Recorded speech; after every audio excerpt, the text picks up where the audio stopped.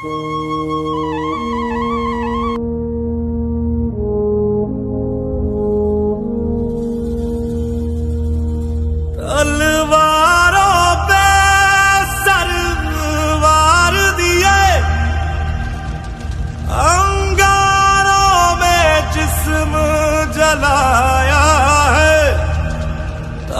जाके कहीं हमने सर पे ये केसरी रंग सजाया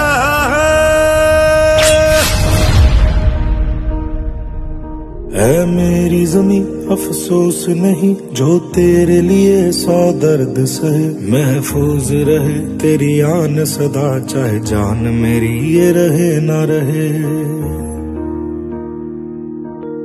मेरी ज़मीं महबूब मेरी नस नस में तेरा इश्क बहे फीका ना पड़े कभी रंग तेरा जिस्मों से निकल के खून कहे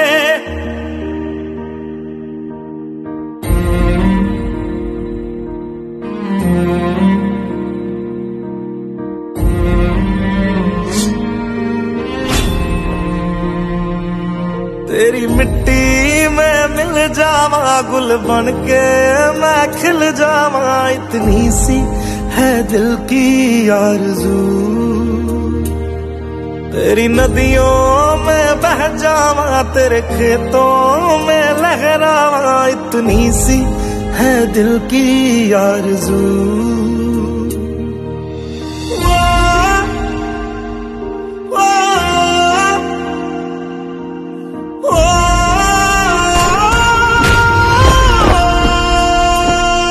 सरसों से भरे खल 1959 पासून आज 2025 पर्यंत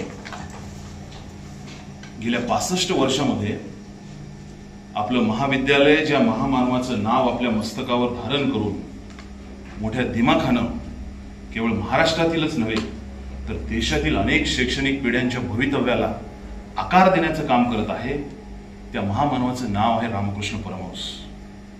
आजच्या या विवेकानंद जयंती सप्ताहाच्या समारोप प्रसंगी माझ्यासारख्या अत्यंत छोट्या व्यक्तीला शाखास्तरीय विवेकानंद जयंती सप्ताहाचा समारोप प्रसंगी व्याख्यान व्यक्त करण्याची संधी माननीय संस्थेच्या मराठवाडा विभागाचे प्रमुख माननीय प्राचार्य डॉक्टर देशमुख साहेब यांनी दिली आणि ते आजच्या या कार्यक्रमाचे अध्यक्ष आहेत। मी त्यांचे या ठिकाणी मनपूर्वक आभार व्यक्त करतो सुरुवातीला, कारण रामकृष्ण परमहंस हा विषय अगदी काही मिनिटांमध्ये तुमच्या समोर मांडणं म्हणजे सूर्याकडे पाहून सूर्याची त्रिज्या व्यास आणि परी मोजण्यासारखं आहे।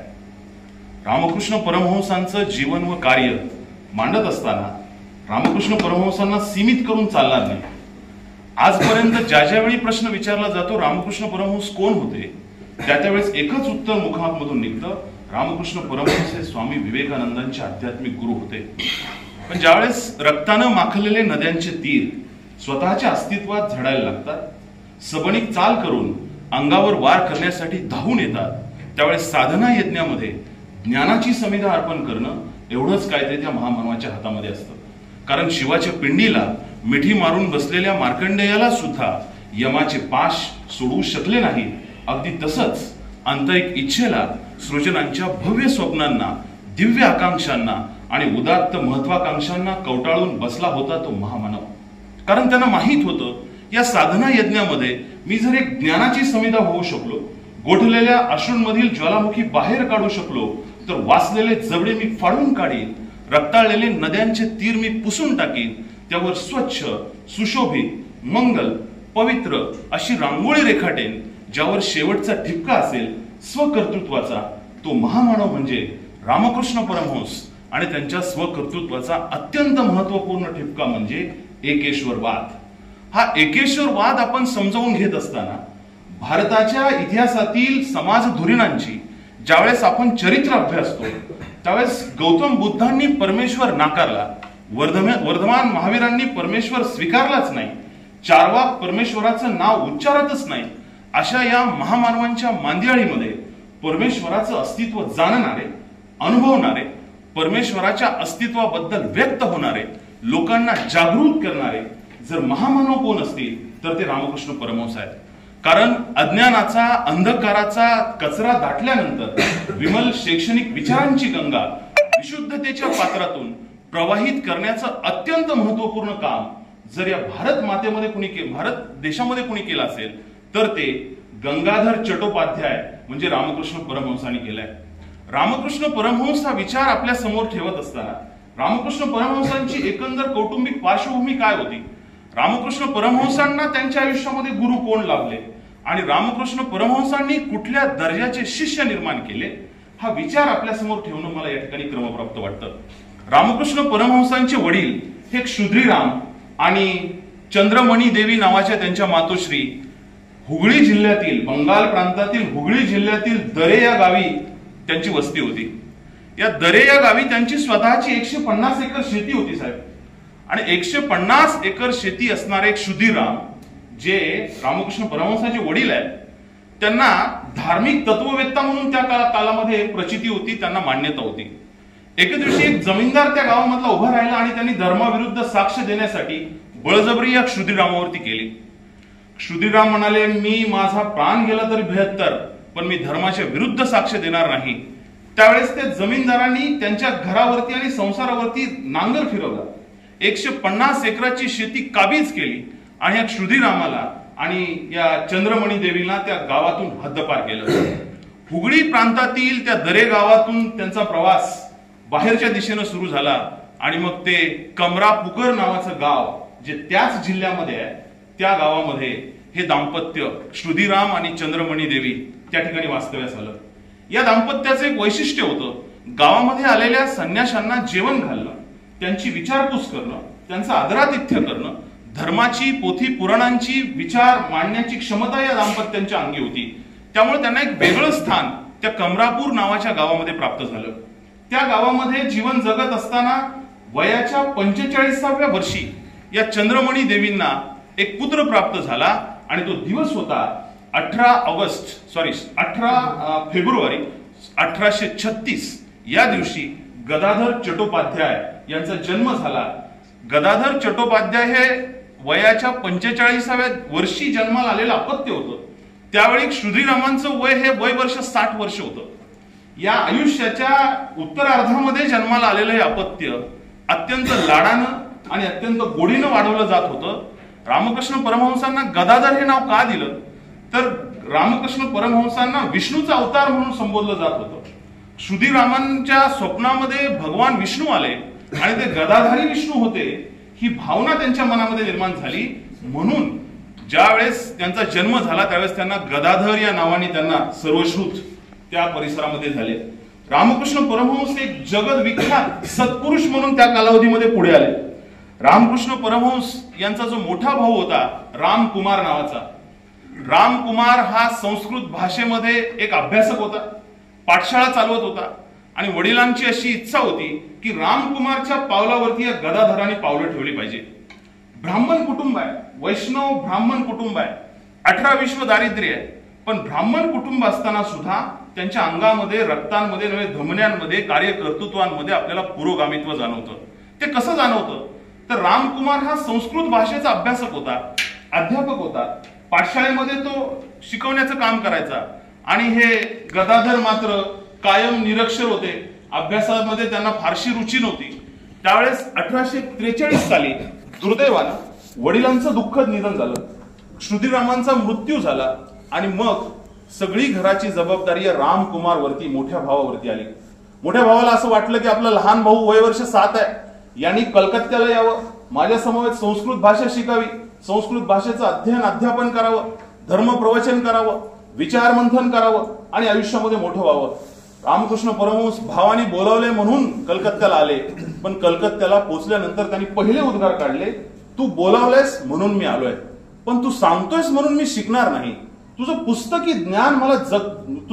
ज्ञान हे पूर्णतः निरर्थक आहे.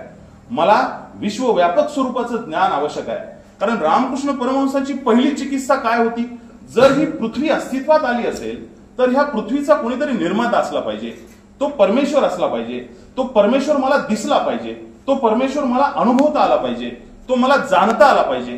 तो लोकांना सांगता आला पाहिजे, तो लोकांच्या मनापर्यंत उतरवता आला पाहिजे आणि लोकांच्या कृतीमध्ये मला बदल घडवून आणता आला पाहिजे. हा उदात्त ध्येयवाद रामकृष्ण परमहंसांच्या पोटी होता. म्हणून त्यांनी भावाला स्पष्टपणे सांगितलं, मला तुझं पोटार्थी शिक्षण नको आहे. तुझी संस्कृत भाषा आणि तुझा ब्राह्मण्यवाद हा पोटार्थी आहे. तू केवळ ब्राह्मण्य जातीनंतर रामकृष्ण परमहंस या समाजधुरीण माणसांनी 19व्या शतकामध्ये बंगाल प्रांतामध्ये फार मोठं प्रबोधन केलेलं दिसतं. साहेब, ज्यावेळेस आपण रामकृष्ण परमहंसांचा कालावधी अभ्यासतो 1836 ते 1886, पुरे 50 वर्षांचं आयुष्य रामकृष्ण परमहंसांना लाभलं. त्या कालावधीमध्ये धर्मचिकित्सा आणि राष्ट्रवाद मांडण्याचं काम रामकृष्ण परमहंस बंगाल प्रांतामध्ये करत होते. महाराष्ट्रामध्ये मात्र फुले दाम्पत्य एक वेगळी चळवळ निर्माण करीत होतं. 1848ला फुले दाम्पत्याने भिडेवाड्यामध्ये या देशामध्ये शिक्षण सुरू होण्याच्या अगोदर पहिली मुलींसाठी शाळा सुरू केली होती आणि हा विचार बंगाल प्रांतापर्यंत सुद्धा पोहोचलेला होता. त्यामुळेच पुढील कालावधीमध्ये रामकृष्ण परमहंसांनी एक आग्रह मनाशी ठरवून घेतला की आपल्याला साधना करायची आहे, आपल्याला शोधयात्रा करायची आहे. रामकृष्ण परमहंस हे फार मोठे वकील नव्हते, प्राध्यापक नव्हते, राजकारणी नव्हते, फार मोठा प्रपंच त्यांचा नव्हता. तुम्ही जर त्यांची प्रतिमा पाहिली तर एक पंचा गुंडाळलेला आणि तो पंचा असा खांद्यावरती टाकलेले रामकृष्ण परमहंस आहेत. फार मोजक्या स्वरूपाच्या दैनंदिन गरजा त्यांनी आयुष्यभर जगल्या आणि म्हणून पुढील कालावधीमध्ये ते स्वामी विवेकानंदांचे आध्यात्मिक गुरु ठरले. रामकृष्ण परमहंस रामकुमारासमवेत पाठशाळेमध्ये न रमता काली मातेच्या मंदिरामध्ये गेले. कारण बंगाल प्रांतामध्ये दक्षिणेश्वर नावाचा एक भाग आहे. त्या दक्षिणेश्वर भागामध्ये एक रासमणी नावाची कोळी समाजातील फार मोठी महाराणी होती. तिनं काली मातेची स्थापना केली. तिथे एक फार मोठं मंदिर उभं केलं आणि त्या मंदिराचं पौराहित्य करण्याची जबाबदारी रामकुमारवरती दिली होती. साधारण 1851 साली रामकुमार यांनी ते पौराहित्य स्वीकारलं, पण दुर्दैवाने 1855ला रामकुमार यांचाही दुर्दैवी मृत्यू झाला आणि त्या मंदिराची संपूर्ण जबाबदारी रामकृष्ण परमहंस यांच्या खांद्यावरती आली. त्यांना त्या काली मातेच्या मंदिरामध्ये छोटीशी खोली देण्यात आली होती. त्याच खोलीमध्ये साधना करणं, विचार मंथन करणं, धर्माची चिकित्सा करणं आणि ब्राह्मण जाती पलीकडे जाऊन जनसामान्यांना विचार आपले पटवून सांगण्याचं काम रामकृष्ण परमहंसांनी आयुष्यभर केलेलं आपणास दिसतं. काली मातेच्या गाभाऱ्यामध्ये बसले असताना काली मातेशी ती दैनंदिन संवाद साधायचे. माते, तू जर अस्तित्वात असशील तर तू मला दिसली पाहिजे, मला तुला बघायचंय, ही विनवणी काली मातेला ते रात्रंदिन करायचे. एके दिवशी त्यांनी असा प्रण केला, जर मला मातेचं दर्शन झालं नाही तर मी या क्षणाला प्राणत्याग करेल. त्या दिवशी गाभाऱ्यामध्ये लख प्रकाश त्यांना जाणवला. गाभाऱ्यामध्ये काही संदर्भ ग्रंथानुसार गाभाऱ्यामध्ये काली मातेनं त्यांना दर्शन दिल्याच्या आख्यायिका सुद्धा काही संदर्भ ग्रंथामध्ये आपणास जाणवतात. आणि ते त्यांना जाणवलेलं दर्शन त्यांनी समाजापर्यंत घेऊन गेले. म्हणून रामकृष्ण परमहंसांना विष्णूचा अवतार त्या कालावधीमध्ये लोकांनी संबोधलेला आहे. काली मातेच्या गाभाऱ्यामधून सुरू झालेला हा रामकृष्णांचा प्रवास पुढं 1856 पासून त्यांनी पौराहित्य स्वीकारलं आणि देवीची साधना, देवीची याचना करण्यास सुरुवात केली. साधारण 1866 पर्यंत त्यांनी हे कार्य अविरतपणे केलं. पण 1866ला त्यांची एक गोष्ट लक्षात आली, देव हा मंदिरात नाही, देव हा दगडात असू शकत नाही, देव हा मूर्तीमध्येही असू शकत नाही, तर देव आपल्याला माणसात शोधावा लागेल. जे काम महाराष्ट्रामध्ये संत गाडगे महाराजांनी केलं तेच काम रामकृष्ण परमहंसांनी बंगाल प्रांतामध्ये केलेलं आपणास जाणवतं. मानव सेवा हीच खरी ईश्वर सेवा हा विचार त्यांनी मांडला आणि धर्माबद्दल सुद्धा रामकृष्ण परमहंसांनी फार महत्वाची भूमिका त्या कालावधीमध्ये आपल्याला सांगितलेली दिसते. शब्द फार सहज आहे, सोपे आहे, पण या शब्दांचा गर्भितार्थ फार मोठा आहे. रामकृष्ण परमहंस असं म्हणतात, माझा धर्म बरोबर, दुसऱ्याचा धर्म चूक, हे मत योग्य नाही. कारण ईश्वर एकच आहे. जशी नदी एकच असते, जळी स्थळी काष्टी पाषाणी ईश्वर आहे असं आपण म्हणतो. नदीचा प्रवाह हा समुद्राकडे ज्या मार्गे जातो, नदी समुद्राकडे जात असताना जसं सर्वांना सामावून घेऊन समुद्राकडे जाते, तसं सर्व धर्मांचं तत्वज्ञान हे एक आहे. ईश्वराकडे जाण्याचा मार्ग सुद्धा एकच आहे आणि ईश्वर सुद्धा एकच आहे. त्या कालावधीमध्ये सुफी पंथीय त्यांना भेटले. इस्लाम धर्माची चिकित्सा करण्याची विनंती त्या सुफी पंथीयांनी त्यांना केली. त्यावेळेस गोल घुमट असणाऱ्या आभाळाखाली रामकृष्ण परमहंस दिवस रात्र फिरत राहायचे, अल्लाचा जप करत राहायचे. ख्रिश्चनांचा बायबल या महामानवाने अभ्यासला. बायबल अभ्यासताना येशू ख्रिस्तांना भल्या मोठ्या पोलवरती लटकवलेला प्रसंग रामकृष्ण परमहंस लोकांना सांगायचे, कारण त्या कालावधीमध्ये येशू ख्रिस्तांना भल्या मोठ्या पोलवरती लटकवण्यात आलं होतं आणि जो तो येईल तो त्यांना खिळा ठोकण्याचं काम करत होता. आणि येशू ख्रिस्त मात्र परमेश्वराला विनवणी करत होते, विनंती करत होते, oh dear God forgive them because they don't know what they are doing. हे परमेश्वरा, यांना क्षमा कर, यांच्यावरती याचना दाखव, यांना विसरून जा, यांना माहित नाही हे काय करतायत. हा बायबलचा मतितार्थ अगदी सोप्या, सरळ आणि साध्या भाषेमध्ये साधनेच्या माध्यमातून मांडण्याचं काम हे रामकृष्ण परमहंसांनी केलेलं आहे. इस्लाम धर्माचा अभ्यास करत असताना अल्लाचं अस्तित्व रामकृष्ण परमहंसांनी त्या कालावधीमध्ये लोकांना पटवून सांगितलेलं आहे. म्हणजे ईश्वर आहे, जळी स्थळी काष्टी पाषाणी ईश्वर आहे, तो आपल्याला जाणवला पाहिजे. 1866 नंतर मात्र त्यांच्या विचारांमध्ये फार मोठं परिवर्तन आलेलं आपल्याला दिसतं. 1866 नंतर त्यांनी जनसेवेला प्राधान्य दिलं. त्यांनी लोकांमध्ये मिसळायला सुरुवात केली. लोकांच्या प्रश्नांना अगदी काली मातेचा पुरोहित्य करण्याची जबाबदारी त्या कालावधीमध्ये समजल्या जाणाऱ्या कनिष्ठ जातीतील लोकांना त्यांनी दिली. त्या कालावधीमध्ये ज्या जातींना कनिष्ठ समजलं जात होतं त्यांच्या समवेत भोजनाचा आनंद रामकृष्ण परमहंसांनी घेतला. म्हणजे बंगाल प्रांतामध्ये चातुर्वर्ण्य व्यवस्थेला फार मोठा छेद देण्याचं काम जर कोणी केलं असेल तर ते रामकृष्ण परमहंसांनी केलेलं आहे. आपले संस्थापक शिक्षण महर्षी डॉक्टर बापूजी साळुंखे हे विजनरी नेते होते.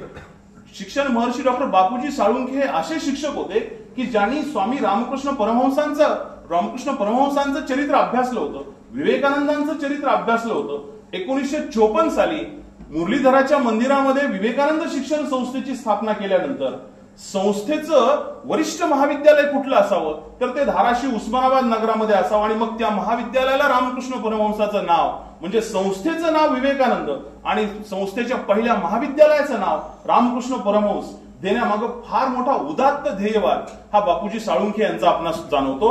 कारण रामकृष्ण परमहंसांची जीवन यात्रा ही केवळ शोध यात्रा होती. म्हणजे आपल्या मानवी आयुष्यामध्ये जर आपल्याला परमेश्वर जाणवत नसेल, दिसत नसेल, भासत नसेल तर आपलं आयुष्य निरर्थक आहे. या पराकोटीच्या निष्कर्षाप्रत रामकृष्ण परमहंस पोहोचलेले आपणास दिसतात. 1866 नंतर मात्र गळ्याच्या कर्करोगाने रामकृष्ण परमहंस पीडित झालेले होते. आयुष्याचा उत्तरार्ध होता आणि त्या उत्तरार्धामध्ये केवळ लोकांची सेवा करणं हे त्यांना अपेक्षित होतं. 1882 ला स्वामी विवेकानंदांची भेट त्यांची झाली आणि 1882 ला स्वामी विवेकानंदांना त्यांनी विश्वधर्माची संकल्पना समजावून सांगितली. आणि तीच विश्वधर्माची संकल्पना 1893च्या शिकागोच्या धर्म परिषदेमध्ये स्वामी विवेकानंदांनी मांडलेली दिसते. स्वामी विवेकानंदांनी त्यांना आध्यात्मिक गुरु का मानलं त्याचं कारण असं होतं की भगवद्गीता, कुराण, बायबल सर्व धर्मीयांचा चिकित्सक अभ्यास आणि या सर्व धर्माचं तत्वज्ञान हे छान पद्धतीनं मांडणी करण्याचं सामर्थ्य केवळ रामकृष्ण परमहंसांमध्ये त्यांना त्या कालावधीमध्ये जाणवत होतं. म्हणून त्यांनी त्यांना आध्यात्मिक गुरु केलं. रामकृष्ण परमहंसांचा हाच विचार 1893च्या धर्म परिषदेमध्ये विवेकानंदांनी मांडला. 1897 ला रामकृष्ण मिशनची स्थापना विवेकानंदांनी केली. साहेब, ज्यावेळेस आपण रामकृष्ण मिशन या संस्थेकडे आज पाहतो, जगभरामध्ये 297 केंद्र या रामकृष्ण मिशनची आहेत. आज रामकृष्ण मिशनची 510 हायस्कूल्स आपल्या भारत देशामध्ये कार्यरत आहेत. एक विद्यापीठ रामकृष्ण मिशनचं कार्यरत आहे. बेलूर मठ या ठिकाणी फार मोठं अध्यासन केंद्र रामकृष्ण मिशनचं आज आपणास कार्यरत दिसतं. म्हणजे रामकृष्ण परमहंसांचा हा विचार विवेकानंदांनी पुढे घेऊन गेले. 1886 ला कर्करोगाने त्यांचं दुःखद निधन झालं आणि पुढील कालावधीमध्ये त्यांचे सर्व विचार विवेकानंदांनी आपणास घेतलेले दिसतात. रामकृष्ण परमहंसांच्या बाबतीत ज्या ज्या वेळेस आपण महान तत्ववेत्यांचे विचार ऐकतो त्यावेळेस रोमी रोला असं म्हणतात, 30 कोटी लोकांच्या 2000 वर्षांच्या आध्यात्मिक जीवनाचे परिणाम स्वरूप म्हणजे रामकृष्ण परमहंस आहे. रामकृष्ण परमहंस हजारो वाटांनी गेलेल्या हजारो श्रद्धावंतांचे हजारो उद्गार आणि हुंकार रामकृष्णांच्या जीवन मंदिरात ऐकू येतात. केशवचंद्र सेन, गिरीशचंद्र घोष, प्रतापचंद्र मुजुमदार, महेंद्रनाथ गुप्ता, दुर्गाचरण नाग अशा अधिकारी व्यक्ती त्या कालावधीनंतर आपणास या विचारांमुळे रामकृष्ण परिवारात दाखल झालेले दिसतात. रोमा रोला परत अजून असं म्हणतात, his sayings are pages from the book of life. जीवनाचा सारांश जर तुम्हाला कुठून ऐकून घ्यायचा असेल तर तुम्हाला रामकृष्ण परमहंसांचं चरित्र अभ्यासावं लागेल. आल्टस नावाचा इतिहासकार रामकृष्णांबद्दल असं म्हणतो, it is a liberal education in humanity, tolerance and suspense of judgement. Ramakrishna Paramahamsa यांनी आयुष्यभर जो त्याग सहन केला, दरम्यानच्या कालावधीमध्ये रामकृष्ण परमहंस विवाहबद्ध झाल्याचे पुरावे सुद्धा आहेत. शारदा देवींसमवेत त्यांचा विवाह झाला, पण वैवाहिक आयुष्यामध्ये त्यांना फारसा आनंद मिळाला नाही. त्यांनी शारदा देवीचा त्याग केला. परत शारदा देवीच्या मंदिराचीही स्थापना पुढील कालावधीमध्ये आपणास झालेल्या दिसायला लागतात. बंगाल प्रांतामध्ये ज्या ज्या वेळेस धर्मचिकित्सेचा विषय निघतो, आजही रामकृष्ण परमहंसांना धर्मचिकित्सेमध्ये आद्य गुरु मानण्याचं काम आजही बंगाल प्रांतामध्ये केलेलं आपल्याला दिसायला लागतं. असे हे रामकृष्ण परमहंस स्वामी विवेकानंदांचे केवळ आध्यात्मिक गुरु नाहीयेत. रामकृष्ण परमहंसांनी दैवी म्हणजे देवावरती आपला विश्वास कसा असावा, देवाची पूजा करत असताना कुठले भाव आपल्या मनामध्ये असावे, ते भाव फार छान पद्धतीने सांगितलेले आहेत. 5 प्रकारचे भाव रामकृष्ण सांगतात. शांत भावाने तुम्ही देवाची प्रार्थना करू शकता. दास्य भाव जर तुमच्या मनामध्ये असेल तर देव तुम्हाला प्रकट होऊ शकतो. सख्य भाव जर तुमच्या मनामध्ये असेल तर देव तुम्हाला दर्शन देऊ शकतो. वात्सल्य आणि मधुर भाव जर तुमच्या मनामध्ये ठाई ठाई विणलेला असेल तर देव तुम्हाला नक्की जाणवू शकतो. हा आशावाद रामकृष्ण परमहंसांनी व्यक्त केलेला आहे. आयुष्याच्या उत्तरार्धामध्ये मोक्ष प्राप्तीसाठी रामकृष्ण परमहंसांनी सलोकता, समीपता, सरूपता आणि सायुज्यता हा फार मोठा मंत्र, मूल मंत्र आपणा सर्व भारतीय वासियांना दिलेला आहे. आणि हा मूल मंत्र घेऊन जर आपण वाटचाल केली तर निश्चित स्वरूपात आपण मोक्ष प्राप्तीकडे जाऊ शकतो. मुळात एक वाचक म्हणून, एक समीक्षक म्हणून ज्या वेळेस आपण विचार करतो, चिंतन करतो, एका बाजूला गौतम बुद्ध, वर्धमान महावीर हे परमेश्वराचं स्वरूप नाकारताना दिसतात, परमेश्वराचं अस्तित्व नाकारताना दिसतात. दुसऱ्या बाजूला रामकृष्ण परमहंसांसारखे महामानव परमेश्वराला स्वीकारताना दिसतात, परमेश्वराचा अनुभव घेताना दिसतात. आता हा ज्याचा त्याचा वैयक्तिक प्रश्न आहे, हा शेवटी श्रद्धेकडे प्रश्न घेऊन जाणार आहे. त्यामुळे परमेश्वराचं अस्तित्व मानावं की न मानावं हा ज्याचा त्याचा वैयक्तिक प्रश्न रामकृष्ण परमहंसाने समोर ठेवलेला आहे आपल्या. तेव्हा रामकृष्ण परमहंसांच्या बाबतीत अधिकचे विचार व्यक्त करण्याची संधी मला या ठिकाणी प्राचार्य साहेबांनी दिलेली आहे. त्यांचे विचार मांडत असताना जर माझ्याकडून काही चूक झाली असेल काही तर मला आपण निश्चित दुरुस्त करू शकता. कारण या महाविद्यालयानं मला घडवलंय आणि महाविद्यालयाचं नाव ज्या महामानवाला दिलंय त्या महामानवांचं चरित्र आपल्यासमोर सांगण्याची फार महत्वाची जबाबदारी माझ्यासारख्या छोट्या व्यक्तीवरती माननीय प्राचार्य साहेबांनी दिलेली आहे. त्याबद्दल मी त्यांचे या ठिकाणी मनपूर्वक आभार व्यक्त करतो. क्रिकेट आणि तुम्ही यांच्यामध्ये जास्त वेळ मी थांबणार नाही असा या ठिकाणी समारोप मला या प्रसंगी करावा असा वाटतो. रामकृष्ण परमहंसाचे विचार आपण सगळेजण जगूया. रामकृष्ण परमहंसांचं चरित्र साधारण वरती त्यांचा त्या ठिकाणी गुरुत्वाच्या भावनेतून त्या ठिकाणी कार होते किंवा त्या पद्धतीचं त्या ठिकाणी विवेकानंद घडवण्यासाठी ज्यांच्या विचाराचा प्रभाव विवेकानंदांच्या पडलेला होता ते विवेकानंदांचे अध्यय गुरु रामकृष्ण परमहंस यांच्या व्याख्यानाचा कार्यक्रम या समारोपाच्या दिनी त्या ठिकाणी आयोजित करावा असं मला सुरुवातीला वाटलं. कारण आपण बरेचसे जण अनभिज्ञ आहोत रामकृष्ण परमहंसाच्या बाबतीमध्ये आणि त्यासाठी म्हणून त्यांच्यावरती एक छोटस आणि थोडासा पात्र परिचय ज्याला आपण म्हणतो तो तरी त्या ठिकाणी व्हावा या दृष्टीनं या व्याख्यानाचं आयोजन करण्यात आलेलं होतं. या व्याख्यानाचे वक्ते कोण असावेत म्हणून मागच्या अर्ध्या दिवसापासून क्षीरसागर सर मी प्रयत्न करत होतो. सुदैवानं एक रामकृष्ण मठ एक ब्रँच आपल्या इथं आहे आणि ती ब्रँच सुद्धा माझ्या वर्गमित्राचीच त्या ठिकाणी त्यांनी स्वतःची 4 एकर जागा देऊन तिथं मंदिर वगैरे उभारलेलं आहे. ते संजय जिंतूरकर त्यांनी ते उभा केलेलं. त्या रामकृष्ण मठातला एखादा कोणतरी चांगला तत्वज्ञान जाणणारा असा तर एखादा कोणतरी व्याख्याता मिळावा म्हणून सरांचे आमचे प्रयत्न चालू होते. परंतु त्या दरम्यानच्या काळामध्ये संजय जिंतूरकरांच्या मुलाचं लग्न होतं त्याच्यावर सगळी टीम ती औरंगाबादला आणि क्षीरसागर सर जे त्याचं संयोजन करत होते त्यांच्या घरी एक दुर्घटना घडली. त्याच्यामुळे थोडंसं कम्युनिकेशनला ते ठरवण्यात त्या ठिकाणी अडचणी आल्या. मग ऐन वेळेस काय करायचं म्हटलं कार्यक्रम तर रद्द करायचं. मग आपल्यातच एखाद्या मग त्याला मग आमच्या सरांना त्या ठिकाणी बोलायला सांगूया आणि असं ठरलं. त्यांना बोलून घेतलं आणि सांगितल्यावर त्यांनी लगेच होकार. सुरुवातीला त्यांना मी सर मला काहीच माहिती नाही, कसं वाचन करा, पुस्तकं आहेत त्यात बघा आणि त्या पद्धतीनं फक्त रामकृष्ण परमहंसाची ओळख कर आमच्या या सगळ्या गुरुदेव कार्यकर्त्याला करू हे सांगितलं. त्याप्रमाणे आगळे सरांनी आज या आपल्या व्याख्यानातून पात्र परिचय रामकृष्ण परमहंसाचा करून दिला.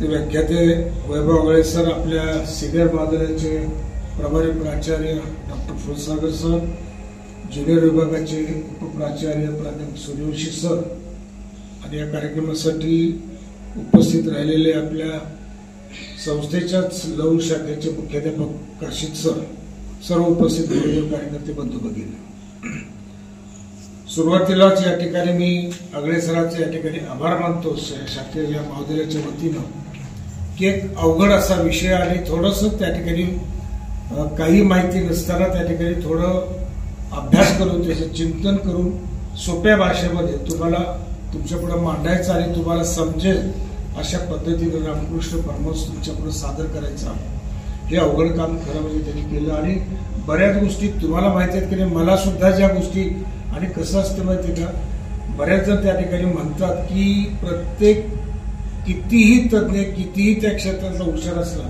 तरी आयुष्यभर त्या ज्ञानी माणसानं विद्यार्थी म्हणूनच आपलं आयुष्य घालवलं पाहिजे.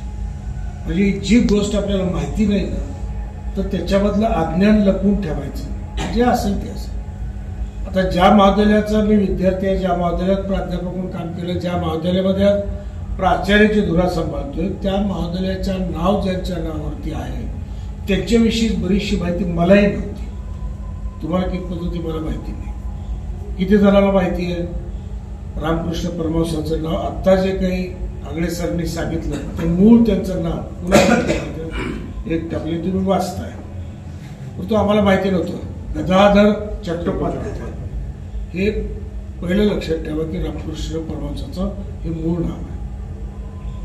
त्याचा आयुष्याचा कालावधी बघितला तर 1836 ते 1886 50 वर्षाचा कालखंड आहे फक्त. आणि कसल्याही प्रकारचं शिक्षण नसणारा हा धर्म आपल्या आचरणातून आपल्या विचारातून समाजाला त्या ठिकाणी चांगल्या पद्धतीचा एक उपदेश देण्याचं काम या धर्मगुरूनं आपल्या साधनेतून त्या ठिकाणी केलेलं आहे. असे रामकृष्ण परमहंस. आणि सुदैवानं आता त्यांनी सांगितलं की आणि आपण मला वाटतं आपण बराचसा स्टाफ ही मुलासह आपण त्या रामकृष्ण मठाच्या उद्घाटनाला गेलो होतो. वेल्लोर मठाचे मोठे मोठे महंत तिथं आलेले होते आणि त्यांच्याकडनं त्या ठिकाणी ऐकायला आपल्याला मिळालं होतं. परंतु बऱ्याच गोष्टी ह्या त्याच्या संस्कृतमधून होत्या, ते समजायला थोड्याशा आपल्याला अवघड जात होत्या, परंतु सोप्या भाषेमध्ये सांगण्याचा प्रयत्न त्या ठिकाणी अनेक अशा वक्त्यांनी त्यावेळेस केलेला होता. आणि मी आग्रहानं तिथं सगळ्यांना पाठवलं होतं की बऱ्याच जणांना त्या ठिकाणी गैरसमज होता की साहेबाचा वर्गमित्र म्हणून आपल्याला पाठवतो, असं हा उद्देश मुळीच नव्हता. मुळात आपण ज्या महाविद्यालयात काम करतोय ना त्या महाविद्यालयाचं नाव ज्याच्या नावानं धारण झालेलं आहे त्याची माहिती आपल्याला व्हावी, त्याच्या कार्याविषयीची थोडीशी.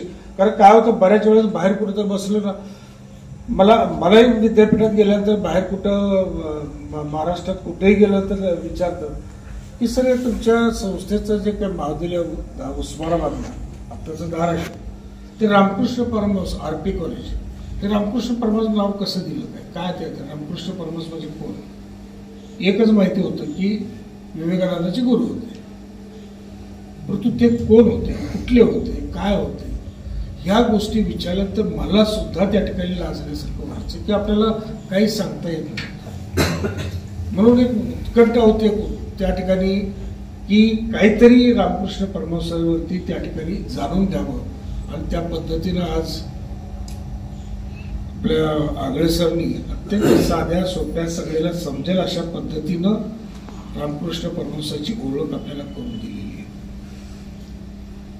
आणि हा पगडा जो आहे जो आपल्या गुरुदेव कार्यकर्त्यांना माहिती आहे, संस्थेतल्या सुद्धा बऱ्याच गुरुदेव कार्यकर्त्यांना माहिती नाही आहे. खुद्द साहेब सुद्धा म्हणतात की मला एकदा म्हणले होते की एकदा अभ्यास करून मला त्यांचा सगळा परिचय करून दे. त्याचा अभ्यास होता फक्त बापूजींना. बापूजींनी रामकृष्ण परमहंस त्या ठिकाणी वाचलेले होते. विवेकानंदाचा त्याच्यावरती प्रभाव होता आणि भगवद्गीतेचा त्यांच्या त्या ठिकाणी फार त्याच्या पद्धतीनं त्यांचा आधार होता. म्हणजे त्या भगवद्गीतेच्या आधारावर ते सगळं त्या ठिकाणी जे काही धार्मिक कामं असायचे ते सगळं करत होते. आणि आपल्या संस्थेची जी प्रार्थना आहे हरे राम हरे कृष्णाची, ती प्रार्थनेचा उगम सुद्धा भगवद्गीतेतून झालेला आहे. कृष्ण भक्तीवरती फार निष्ठा बापूजींची होती. मग हा जो काही विचार आहे बापूजींचा, आपल्या संस्थापकाचा, तो विचार पुढच्या पिढीला कुठेतरी त्या ठिकाणी तो प्रवाहित झाला पाहिजे. त्या दृष्टीनं आपण सगळे विवेकानंदांचे व्याख्यान ऐकतो, बापूजीच्या वरचं ऐकतो, त्या पद्धतीनं अनेक इतर महापुरुषाचं ऐकतो. परंतु मूळ आपल्या महाविद्यालयाचं नाव ज्यांचं आहे त्या धर्मगुरू असणाऱ्या रामकृष्ण परमहंसाबद्दल बऱ्याचशा गोष्टी माहिती नव्हत्या. म्हणजे धर्मगुरू कसा असावा, एका उदाहरणातून उगले सरांनी आता सांगितलं तुम्हाला की विंचवानं विंचवाचा धर्म पाळायचा आणि माणसानं माणसाचा धर्म पाळायचा, ही शिकवण खऱ्या अर्थाने जी कुणी दिली तर ते रामकृष्ण परमहंसांनी दिली. तर त्याचा जो विचार आहे, त्याचा जो काही त्या ठिकाणी एक साधना आहे, ती आपल्यापर्यंत पोहोचवण्याचं काम आगळे सरांनी अत्यंत साध्या सोप्या पद्धतीने केलं. तर आपल्या ग्रंथालयात बरीचशी काल जे काही ग्रंथ प्रदर्शन आपलं झालं ज्ञानशिखर दिनाच्या निमित्त, तर तिथं पुस्तक प्रदर्शन मांडलेलं होतं. तिथं बरीचशी पुस्तकं रामकृष्ण परमहंसावरती आणि स्वामी विवेकानंदावरती आपल्या ग्रंथालयात आहेत. मला वाटतं आकडा सुद्धा सरांनी सांगितलं की 93 पुस्तकं सध्या रामकृष्ण परमहंसावरती अवेलेबल आहेत ग्रंथालयात. ते बघा, कधीतरी वाचन करा त्याचं. काय बऱ्याच वेळेस त्या ठिकाणी त्या मोबाईलवरती बघतच सगळं चाललंय, पण कुठेतरी जे लिहून ठेवलेलं आहे ते वाचलं आणि त्या पद्धतीनं जर आपण पुढे लिखाण केलं तर पुढच्या पिढीला त्याचा उपयोग होतो. लिखाण करण्याचा कंटाळा केला तर किमान मुखातून तरी त्या ठिकाणी लोकांपर्यंत पोहोचवण्याचं, विद्यार्थ्यांपर्यंत पोहोचवण्याचं काम आपण जर आपल्या फावल्या वेळेत त्या ठिकाणी केलं तरी सुद्धा त्या ठिकाणी ते खऱ्या अर्थानं बापूजींच्या स्वप्नपूर्तीची पूर्तता होईल असं मला वाटतं. त्या पद्धतीनं तुम्ही गुरुदेव कार्यकर्त्यांनी त्या पद्धतीने कामकाज करावं. स्वामी विवेकानंदाचा हा सप्ताह 12 जानेवारी ते 19 जानेवारी आपण अत्यंत चांगल्या पद्धतीने यावर्षी राबवला. उद्घाटनाच्या 12 जानेवारीला आपण एक व्याख्यान ठेवलेलं होतं स्वामी विवेकानंदांच्या वरती. तर त्याही दिवशी विवेकानंदाचा परिचय सगळा व्यवस्थितपणे चांगल्या पद्धतीनं मांडण्याचं काम कोण होतं? मंगेश भोसले आहे का? आणि त्या मंगेश भोसले तोही आठवले, तो सायन्सचा ते कशात काय मिसळायचं, कशात काय मिसळायचं, त्यातनं काय निष्कर्ष काढायचं एवढं त्याला माहिती. परंतु त्यानं सुद्धा, आणि आता आम्ही काय करायलो की तेच त्या ठिकाणी पुढे आणण्यापेक्षा नवीन नवीनला आणायचं. कुणाचं नाव घेऊन राठोड पुढच्या वेळेस डायरेक्ट ठेवायचं. आपल्याकडे वक्तृत्व शैली तर असतेच आहे, प्रभुत्व आपलं त्याच्यावरती आपल्या याच्यावरती असतंच आहे. फक्त ते कुठल्या विषयाला घेऊन ते मांडायचं या पद्धतीने त्या ठिकाणी प्रत्येकावरती त्यावेळेस जबाबदारी दिली जाईल. त्या पद्धतीनं पहिलाच प्रयोग मी मंगेश भोसलेवर केला. नाही नेहमी कुठलं कोण आठवलं गायकवाडचं. दुसरं थोडं आजारात असल्यामुळे आपण हे करतोय थोडं, परंतु त्याची धडपड असते बोलण्याची. परंतु त्याला काय होतं की त्या आजारातून त्या ठिकाणी बोलायला लागलं की त्याची भाषा आणि त्याचं उच्चाराची स्पीड घ्यायचं, त्याला दब लागतो. त्यात काहीतरी त्याला विकार होऊ नये, त्याला काहीतरी त्या ठिकाणी त्याचा त्रास होऊ नये म्हणून तेवढं त्याला आपण बाजूला ठेवतो. परंतु ही सगळी मंडळी ती होतीये म्हणून नवीन कोणतरी आणायचे. त्यातनं मग आम्ही क्षीरसागर सरांनी विचार केला. मग शेवटी मंगेशचं नाव घेतलं, त्याला बोलवलं. नाही ते फोनवरती अगोदर बोललं.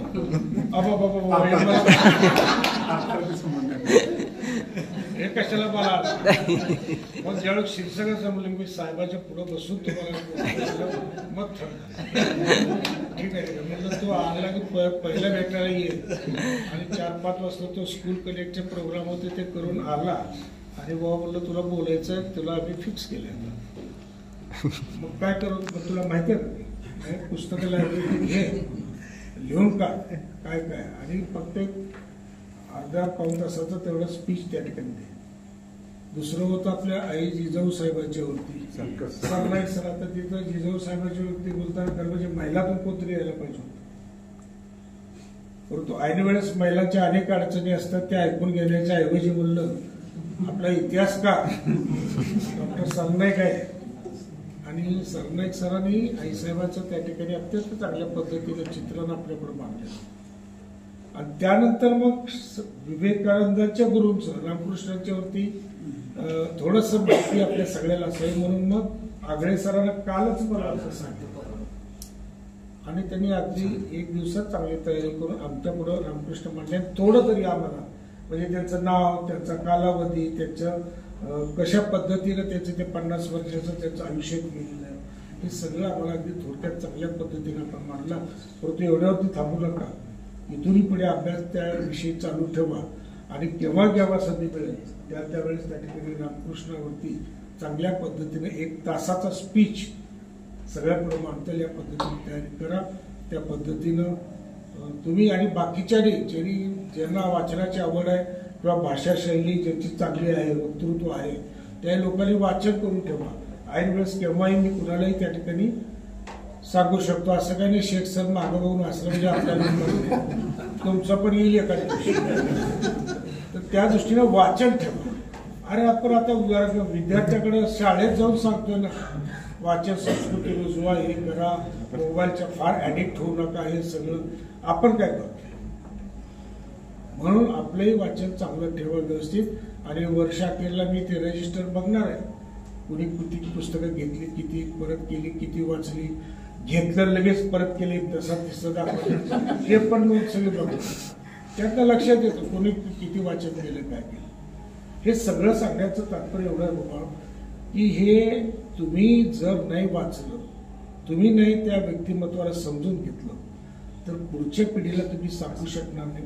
आणि पुढच्या पिढीला सांगितल्याशिवाय त्यांच्या मनामध्ये तो व्यक्तिरेखा रुजणार नाही आणि त्याच्यामध्ये आवड निर्माण होऊन तो वाचनाकडे त्या ठिकाणी कसा जाईल अशी याच्यासाठी ही प्रक्रिया अखंडपणे चालू राहिली पाहिजे. आणि त्या दृष्टीनं हा आपण उपक्रम राबवला आणि आज चांगल्या पद्धतीने रामकृष्ण परमहंसावरती आगळे सरांनी आपले विचार या ठिकाणी मांडले. त्याबद्दल मी परत एकदा त्यांचे आभार मानतो. आणि दरवर्षीप्रमाणे हा सप्ताह आपण अत्यंत चांगल्या पद्धतीनं त्या ठिकाणी पूर्ण केला, सफल झाला असं मी मानतो. कारण पहिल्या दिवशी आपण व्याख्यान, शेवटच्या दिवशी व्याख्यान, मध्ये 1-2 दिवस आपण क्रीडा स्पर्धा, आपल्या वार्षिक क्रीडा स्पर्धा की ज्या मागं कोरोनाच्या काळात थोड्याशा बंद पडल्या होत्या, परंतु मागच्या 2-3 वर्षापासून आपण चालू केल्या की ज्या विद्यार्थ्यांना त्या खेळामध्ये, क्रीडा क्षेत्रामध्ये रस आहे, त्याच्या अंगी जे त्याचे सुप्त गुण आहेत ते कुठेतरी त्या ठिकाणी प्रफुल्लित व्हावेत, त्यांना कुठेतरी त्या ठिकाणी संधी मिळावी, त्यासाठी आपण तो प्रयोग केला. आणि क्रीडा स्पर्धाही चांगल्या पद्धतीने पार पडल्या विना क्रीडा शिक्षकाच्या. म्हणजे फिजिकल डायरेक्टर दुरीकडे नाही, ज्युनियरला पण नाही, ज्युनियरला पण नाही. तरी सुद्धा मला माहित होतं की पेनला ज्यावेळेस राजाभाऊ जगताप तिथं प्राध्यापक होते त्यावेळेस तिथं त्या विद्यापीठात फिजिकल डायरेक्टरची पोस्ट असते, परंतु खेळ मात्र खेळवले जातात. मग ते कुठल्या तरी एका प्राध्यापकावरती त्या ठिकाणी सोपवले जातात जबाबदारी. ती जबाबदारी तिथं जगताप सरांनी सांभाळलेली मला माहिती होती. म्हणून म्हणलं की इथं आता तो गेला, काय होता तो आपला नाव रिएंकी, तो गेला दिवाळीनंतर दुसरीकडे कुठं. आणि कुणाला थांबवता येत नाही कारण जॉबसाठी धडपड ही प्रत्येकाची चालू असते. आणि जिथं चांगला जॉब, फ्युचर, भविष्य असं तिथं वाटलं तिथं त्यांना ते जातात. आपल्याकडे तो रेंकी गेला, जावळे गेला, तर त्या पद्धतीत जाणाऱ्याला आपण कधी अडवायचं नाही. आणि आपल्याकडे ज्यावेळेस संधी होईल त्यावेळेस त्या ठिकाणी ते आले तर त्यांना त्या पद्धतीनं समाविष्ट कसं करून घेतील याचा प्रयत्न करायचा. तर त्या पद्धतीने ते गेल्यानंतर सेकंड टर्मला आलेच नाही. मग जगताप सरला आमच्या सांगितलं की सर शिस्त, बाहेर मी बघतोय तू आता स्टाफ रूमला कमी आणि बाहेरच छडी घेऊनच शिट्टी छडी. आणि त्याला त्यांनी त्या काय आपलं शेअरकरला लढा लागला. ती शेअरकर बी जगताप सर अगोदर माझ्या माग होता. चांगली गोष्ट आहे. फक्त हे करताना तुम्ही ते शिस्त लावण्याच्या दृष्टीने जे प्रयत्न करता ते खरंच चांगली गोष्ट आहे. परंतु ते करताना आपली जबाबदारी मूळ जी आहे ती विसरायची नाही. आपले तास हे आपले रेग्युलर होतील आणि इतर वेळेत तिथं जाऊन थांबून त्या पद्धतीनं शिस्त लावायची. आणि ज्युनियर कॉलेजला क्रीडा शिक्षणच होतं. आमची पीडी क्षीरसागर थोडे दिवस घ्यायचे, मग नंतर त्यांना बाकीचे हे सांस्कृतिकचे कार्यक्रम ते लागले. मग म्हणलं आता नवीन आलाय, नवीन रक्ताचा हिरा आहे, म्हटलं कोण तो सभा काय आहे का ते बसला सर त्या क्रिकेटच्या तयारीला आणि मारून मुस्कुटून त्याला अगोदर दिले ऑर्डर घेतले म्हटला कसा घेत मला घेत नाही असं यांच्याकडे निवड आल्यामुळे त्याला माझ्याकडे पाठवा म्हणलं की ऑर्डर घेतली, पोच दिली, सगळी आणि लागला कामाला. आणि मग स्पर्धा घेताना थोड्याशा हे नवीनच आहे त्याच्यामध्ये. आणि राजकम जरी असले तरी त्यांना काही तो प्राध्यापक आहे. मग त्या स्पर्धा घेत असताना बऱ्याच गोष्टी त्यांना आखून दिल्या, परंतु कोणीतरी काहीतरी सांगितल्यामुळे त्यांनी त्याच्यात बदल केला आणि माझं बोलणं खाल्लं. परंतु बोलणं खाल्लं मी कशासाठी बोललो किंवा दिलेली जबाबदारी ज्या नियोजनानं तुमच्याकडे दिलेली आहे त्या नियोजनानंच पार पाडली पाहिजे. त्याच्यात काय बदल करायचा झाला तर तुम्ही मला विचारा, त्या पद्धतीने करा. इथं काय परिस्थिती आहे की चांगला आहे तर चांगला आहे, आणि एकदा मुलांचा गोंधळ हा जर का वाढला तर तो आवरणही पुन्हा आवड होतो. त्याच्यामुळं शिस्तीच्या दृष्टीनं मुलाचे सामने एकीकडं, मुलीचे सामने एकीकडं असं नियोजन सगळं करून दिलं. यांनी ते आखताना काय केलं, खो खोचा मुलाचा सामना इकडं, मुलींचा तर तिथंच, कबड्डीचा सामना मुलीचा मुलीच्या ग्राउंडवर, मुलाचा मुलाच्या मुलाच्या ग्राउंडवर मुलीचं आकलन, मुलीच्या ग्राउंडवर मुलाचं आकलन, म्हणजे मिक्सिंग करून सगळा गोंधळ कसा होईल हे त्याच्यातून त्या ठिकाणी चित्र निर्माण केलं. मग ऐन वेळेस मला ते बदल, मुलीचा आगलेला तिथंच खेळा म्हणून अजिबात नाही मुलगी खेळणार, आणि डिसिप्लिन राहिली पाहिजे. आणि दोन्हीकडे दोन केल्यामुळे कुठला काय दंगा नाही, काय नाही. ते केल्या मुली मॅडम सगळ्या बघत बसल्या, मुलाच्या सामने इकडे होत बसलं. ही आपण अगोदर जर का शिस्तबद्ध पद्धतीनं नियोजन केलं ना की मग कुठलीही अडचणी भविष्यात येत नाही. परंतु आमच्या लोकांना ते लक्षात येत नाही. काहीतरी मिक्स खेळायचं हे काय, ते मिक्स खेळणं हे ते एक संकल्पना बाजूला ठेवा. इथलं वातावरण इतकं संवेदनशील आहे, ही सगळं आपण सगळेजण मिळून त्या ठिकाणी कंट्रोलमध्ये ठेवतोय म्हणून व्यवस्थित चाललेलं आहे. नाहीतर एक एक काळ जर तुम्ही मागचा इथला बघितला किंवा कोणाकडनं जर ऐकून घेतला तर इतकं भयानक म्हणजे इथं बदलीनच यायला नको म्हणायचं, तुळजापुरानुसार अशी परिस्थिती होती.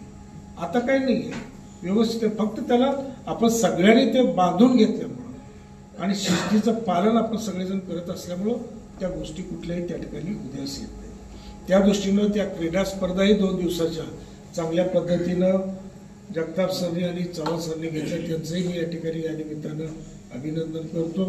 आणि त्यानंतरचे जे 2 दिवस होते त्याच्यामध्ये आपल्या संस्थेच्या ज्या काही विवेकानंद सप्ताहातल्या स्पर्धा आहेत शाखास्तरीय, तर त्यातल्या 2 स्पर्धा आपण, एक मला वाटतं सुगम गायन आणि एक वक्तृत्व स्पर्धा या सप्ताहामध्ये घेतली. आणि निबंध आणि चित्रकला स्पर्धा आपण सप्ताहाच्या अगोदरच घेतली, कारण या सप्ताहामध्ये 4 दिवस सुट्ट्या चालल्या. पहिला आणि शेवटचे दिवस, आज सुद्धा रविवार सुट्टीचे, मध्ये 14 जानेवारीला आपला नाम विस्तार दिन होता. त्या दिवशीचं व्याख्यान ते बोलत चंद्रशूर 1 तासभर बोललं, पण इतकं मुद्दे सुद्धा इतकी मांडणी व्यवस्थित केली. कसं आहे माहितीये का सर, बाहेरचा वक्ता आणला म्हणजे फार ऐकायला मिळतं आणि आपल्यातली सुद्धा बरीचशी मंडळी चंद्रशूर सरनी त्या दिवशी किती चांगल्या पद्धतीने मांडणी केली. अगोदर नामविस्ताराचा त्या ठिकाणी जो काही कालखंड होता त्या 17 वर्षाचा, तो सगळा त्या ठिकाणी चांगल्या पद्धतीने विषय केला. त्याच्यानंतर त्या ठिकाणी बाबासाहेब आंबेडकरांच्या जन्मापासून त्या ठिकाणी त्यांचं व्यक्तिचरित्र त्यांनी मांडलं आणि त्यांचा जो मूळ संदेश आहे कशासाठी काय, म्हणजे इतक्या उच्च पदावरती अनेक पदव्या, किती पदव्या घेतल्या ते सुद्धा त्यांनी सांगितलं. आणि उच्च पदावरती जे गेलेलं मानव आहे, जगातील एक वेगळं आगळवेगळी प्रतिभा ज्या महामानवाची निर्माण झालेली आहे, तिथपर्यंतचा सगळा प्रवास त्यांनी अत्यंत सुरेख पद्धतीने मांडला. तोही कार्यक्रम अत्यंत चांगल्या पद्धतीने त्या ठिकाणी झाला. आणि पिन ड्रॉप म्हणजे कसं आहे, ऐकण्यामध्ये सुद्धा गोडी वाटली पाहिजे. आता थोडंसं त्या ठिकाणी बऱ्याच जणांना माझं बोलणं रटरा वाटेल, परंतु आगळेसरचं बोलणं मात्र मंत्रमुग्ध. अर्धा तास मी टाइम लावला होता, अर्धा तास त्यांनी चांगल्या पद्धतीनं ते मांडलं.